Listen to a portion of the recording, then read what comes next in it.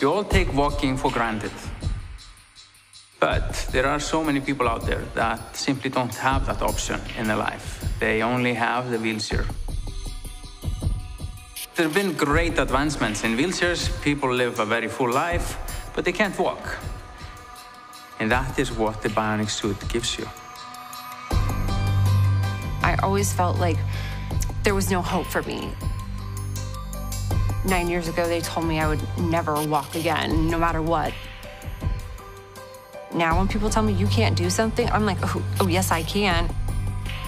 I feel like there isn't anything out there that I can't do now.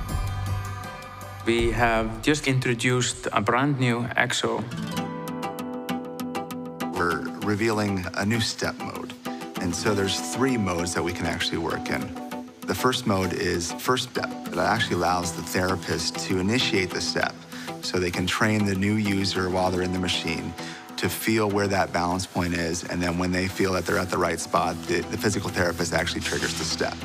The next progression is to active step, where we actually give the user the ability to trigger the step with their own button push. And so the user, while walking either with crutches or with a walker, when they feel comfortable, they can actually trigger and take the next step. And then the final progression is what we call Pro Step.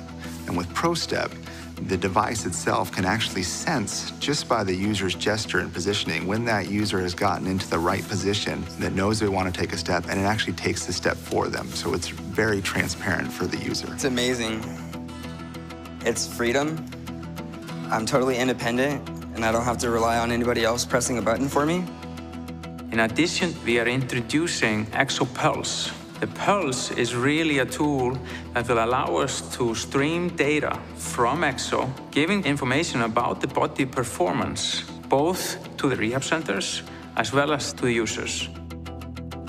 So we can actually use this data to both improve the user's outcome and improve our future products.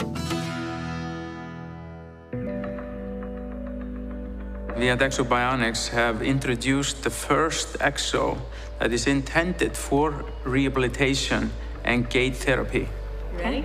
Yeah. Step now. It's now available in some of the top rehab centers around the world.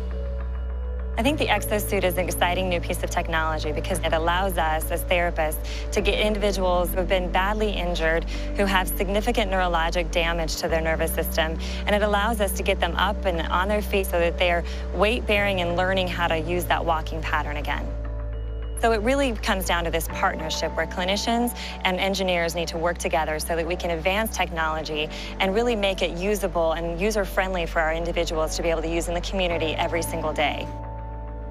It feels unreal, you know, just to feel, I guess, how tall I actually am again. It's just weird to notice all the things that you notice at eye level when you're in a chair versus when you're upright. It's the little things that count. We are the first European center to work with exoskeleton. Till now, we treat a very small number of patients.